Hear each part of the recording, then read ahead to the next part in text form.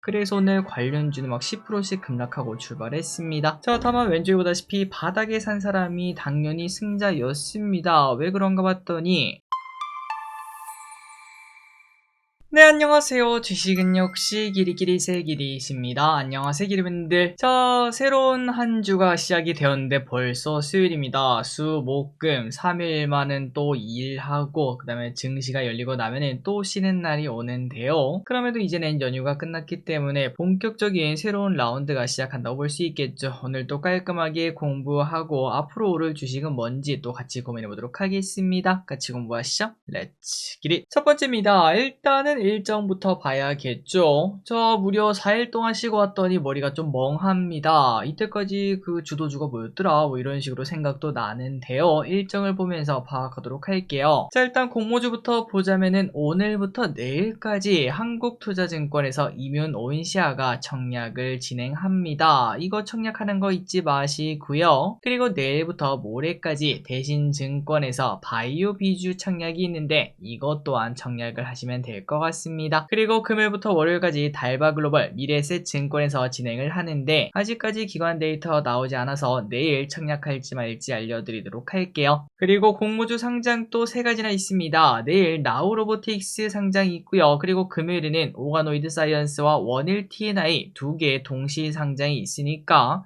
잊지 말고 매도하시기 바랍니다. 그리고 다른 증시 이벤트를 보자면 오늘부터 유럽에서 인터배터리가 개최가 되고요. 오늘 미국에서는 FOMC 결과가 발표가 되고요. 그리고 내일은 옵션 만기일이며 금요일은 TSMC 4월 매출이 공개가 된다고 합니다. 그리고 실적도 하나둘씩 계속 발표가 되다 보니까 여기에 관련해서 지속적으로 체크하시면 될 것 같습니다. 다음입니다. 오늘 가장 뜨거운 섹터 중 하나는 바로 원자력이었겠죠. 어젯밤에 이제 딱 자기 전에 핸드폰을 딱 켰더니 이상한 그 뉴스가 제 눈에 보였습니다. 체코 법원에서 한수원 원전 계약 중단 명령을 했다는 소식이 떴는데요. 하루만 지나면은 그래서 바로 오늘 바로 계약을 하려고 했었는데 그런데 체코 법원에서 야 너희들 그 계약하지 말아봐 라고 말을 했다고 합니다. 그 이유는 바로 프랑스의 이의 제기 때문이라고 하죠. 자, 일단 여기에 대해서 수많은 전문가들이나 그 다음에 우리나라 산업장관 등은 문제가 없을 것이다 라고 말을 하긴 했지만 그런데 법이라는 거에 다 그렇지 않겠습니까? 시간이 오래 끌린다는 게 문제가 될 수 있겠네요. 그래서 오늘 관련주는 막 10%씩 급락하고 출발했습니다. 자, 다만 왼쪽에 보다시피 바닥에 산 사람이 당연히 승자였습니다. 왜 그런가 봤더니 체코는 종착역이 아니라 출발역이겠죠. 설령 이게 잘못된다고 하더라도 어차피 원자력 체코 때문에 산 게 아니다. 앞으로 원전이 엄청나게 지어질 건데 체코 하나가 도대체 뭔 대수냐 이러한 얘기들이 나타나며 빠르게 매수세가 등장. 그래서 두산 에너빌리티는 거의 다 회복을 했고 그리고 보시다시피 BHI는 마이너스 5% 출발인가 그랬는데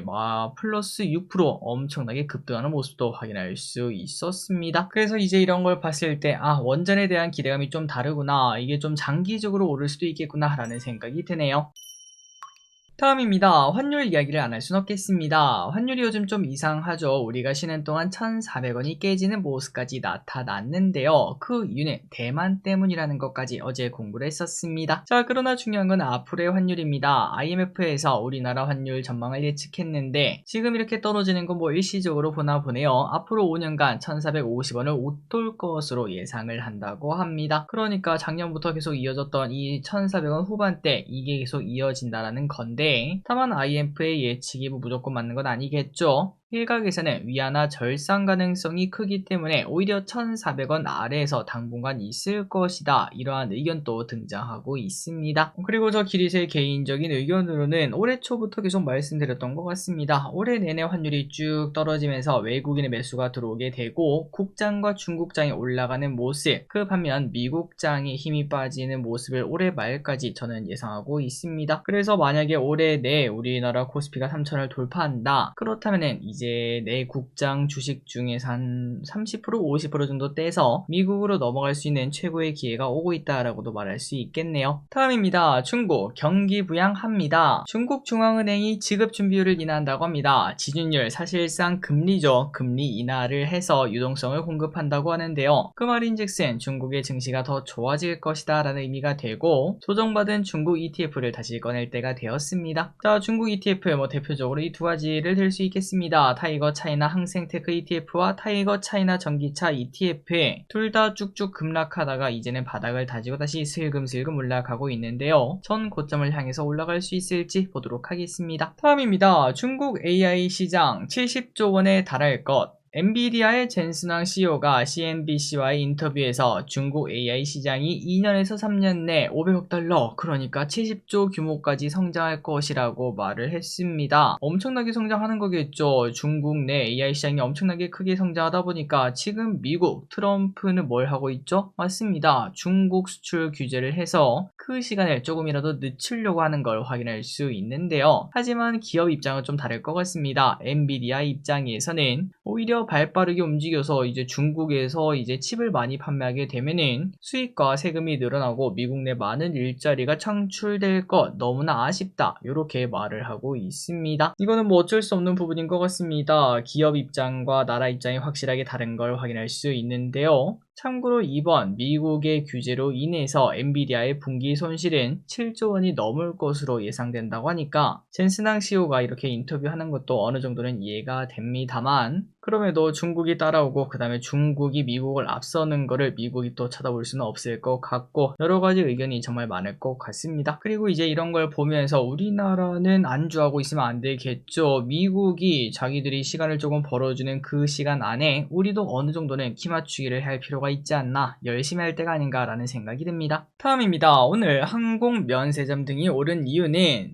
이것 또한 환율 때문이었다고 합니다. 환율이 급락하게 되면서 항공주 수혜 기대감이 등장했는데요. 그 이유가 뭔가 바로 유가겠죠. 달러로 기름을 결제하는 항공사 입장에서는 환율이 떨어지면 큰 폭의 이익 개선이 나타나게 됩니다. 그리고 또 대부분의 항공사들은 비행기를 리스로 땡겨오지 않겠습니까? 이 또한 달러로 결제하다 보니까 달러가 떨어지면 당연히 호재라고 하네요. 게다가 또 환율이 떨어지면 우리가 해외 나가서 적은 돈으로 더 크게 쓸 수 있다는 의미가 되지 않겠습니까? 그러면서 여행주도 좋은 흐름을 나타냈습니다. 다음입니다. 미국 증시는 하락. 지난번 미국 증시는 트럼프의 관세 발언과 FOMC 회의 발표 등을 기다리면서 약세로 마감했습니다. 트럼프가 또 무슨 말을 했나 하고 봤더니 우리는 계약을 맺을 필요가 없고 너희가 높은 관세를 피하고 싶어? 그러면은 우리한테 맞춰라, 이렇게 말을 했기 때문인데요. 얼마 전까지만 하더라도 곧 협상 발표가 있을 것이라는 재무장관의 발언과 다르게 온도차가 좀 있지 않겠습니까? 그러면서 시장은 또 하락을 했습니다. 그리고 이 와중에 제약업종이 많이 빠졌습니다. 의약품 관세 소식으로 일라일리는 5.6% 하락했고 모더나는 12%나 급락을 했습니다. 그러면서 오늘 우리나라 바이오도 조금 흔들리는 모습이 나타났는데요. 그래도 알테오젠, 대장주는 빨간불을 켜주는 모습이라 그나마 다행이고, 하지만 그 와중에 ABL 바이오 등 크게 하락하는 바이오들도 많았습니다. 다음입니다. 8일에서 9일 엄청난 발표.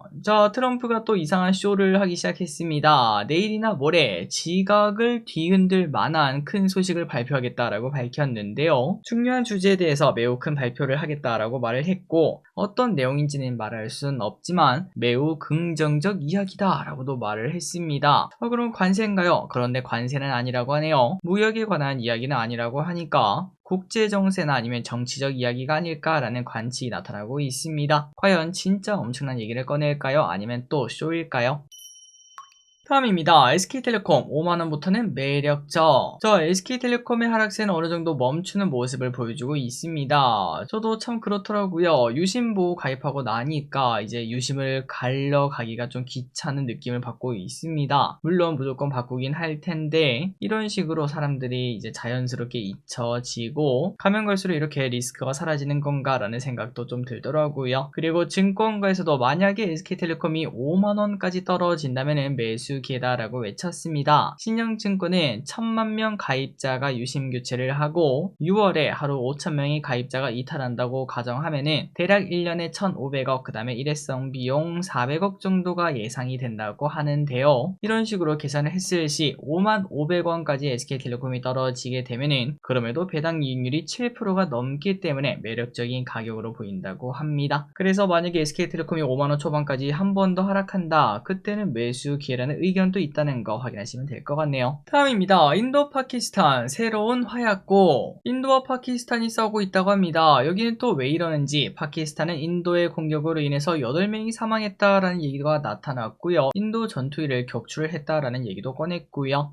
그렇다면 왜 싸우는가 봤더니 바로 6년 만에 또 싸우는 거라고 하는데 그 중심에는 카슈미르라는 지역이 있습니다. 1947년에 영국에서 독립 후 지속적으로 영유권을 놓고 다투고 있다고 하네요. 그리고 지금까지 총 3차례나 전쟁을 한 적이 있었고요. 아직도 카슈미르를 두고 투닥투닥하고 있습니다. 그리고 중요한 거는 두 나라 전부 다 핵보유국이죠. 그래서 맥시멈 리스크가 클 수도 있다고 전망하고 있지만 뭐 그럴 일은 크지는 않을 것 같고, 그리고 지금 나오는 소식을 보니까 파키스탄이 더 이상 뭐 공격하지 않겠다 이렇게 말을 하고 있습니다. 자, 그래서 그 카슈미르라는 곳 그 역사만 한번 보도록 하겠습니다. 참고만 하시면 될 것 같아요. 1947년에 인도가 영국으로부터 독립을 했습니다. 그때 이제 인도와 파키스탄으로 분리가 되었는데요. 그러니까 인도가 두똥가리가 난 거죠. 아니 길이 갑자기 왜 분리가 된 이유가 뭐야? 독립하면서 왜 분리가 되었을까 하고 봤더니 바로 종교 때문에 그랬습니다. 인도는 보통 뭘 믿죠? 맞습니다. 힌두교를 믿죠. 그런데 그 안에서도 이슬람교를 믿는 사람들이 있었는데 1947년에 독립이 되면서 힌두교 쪽과 이슬람교가 나뉘게 되었는데 그게 바로 인도와 파키스탄이었다고 하네요. 그런데 중요한 거는 카슈미르입니다. 이 카슈미르는 위치상 딱 중간에 있다 보니까 카슈미르의 왕은 힌두교도였는데 주민 대부분은 이슬람교도였다고 합니다. 그러다 보니까 이거 이러지도 못하고 저러지도 못하고 중립선언을 했는데 파키스탄 쪽에서 편입을 하기 위해서 정치적, 물리적 공격을 했고, 딱 여기서부터는 어디서 많이 보던 스토리 아닙니까? 카슈미르 왕은 인도의 도움을 요청하면서 서로 그때부터 카슈미르를 두고 싸우기 시작했고 그게 벌써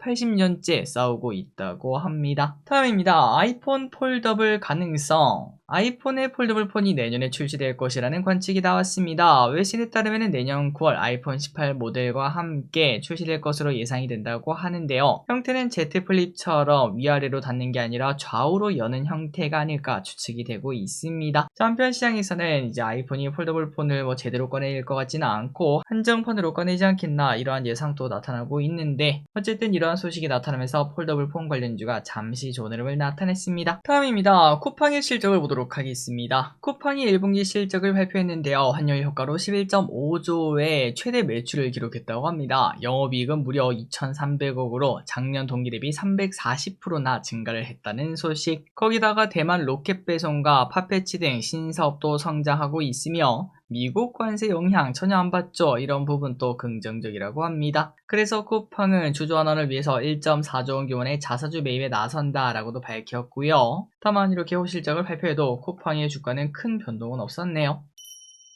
마지막 소식입니다. 자, 로봇을 다시 볼 때가 다가오는 걸까요? 한동안 조정을 받더니 로봇주가 오늘 조금 고개를 드러냈습니다. 그 이유가 뭔가? 바로 LG가 로봇 시장에 뛰어든다는 소식 때문인데요. LG전자는 차세대 로봇 유형으로 가정용 휴머노이드를 개발하기로 결정했고 휴머노이드 로봇 사업을 본격화했다고 합니다. 자, 올해는 휴머노이드 로봇 양산의 원년이라는 평가를 받을 정도로 많은 기업들이 휴머노이드 로봇을 이제 준비하고 있는데요. 테슬라만 해도 올해 연말까지 옵티머스 1만 대를 생산한다고 하고 현대차도 하반기부터 아틀라스를 투입한다고 합니다. 그 외에도 여러 기업들이 올해 1,000대 이상의 휴머노이드를 생산할 계획이라고 하는데, 그래서 조금 더 보자면은 완성차 업체들이 많이 뛰어들고 있다고 합니다. 글로벌 완성차 업체들 중 휴머노이드 자체 개발에 나선 곳은 10개나 된다고 하는데요. 아니 길에 근데 왜 굳이 완성차만 이렇게 뛰어들까라는 생각을 해봤는데 바로 양산 노하우 때문이라고 합니다. 과거에는 개발 후 양산이 쉽진 않았지만 그런데 지금은 사실상 뭐 로봇이랑 비슷하지 않겠습니까? 배터리 들어가죠. 엄청나게 많은 기술이 들어가죠. 그러한 전기차를 만드는 회사들이다 보니까 충분히 로봇도 만들 수 있다 이러한 판단을 내리고 있다고 하네요. 그래서 어디가 만들고 있는가? 테슬라는 옵티머스, 샤오펑은 아이언, 비아디는 보요보드, 도요타는 Q6, 현대차는 아틀라스를 개발, 연구하고 있습니다. 자, 그래서 한번 오늘 올랐던 애들 차트를 보자면은 3현 13% 오르는 모습, 하이젠 RNM 7% 오르는 모습, 오른쪽으로 많이 기어가다가 올라가고 있죠. 그리고 보시다시피 로보티즈도 오른쪽으로 기어가다가 올라가고 있으며 마지막으로 레인보우 로보틱스도 오른쪽으로 기다가 살짝 고개를 들었습니다. 앞으로 어떻게 될지 보도록 할게요. 자, 오늘의 공부 여기까지 끝났습니다. 항상 이렇게 같이 공부해서 진심으로 감사합니다. 지금까지 길이셨습니다. 빠이요.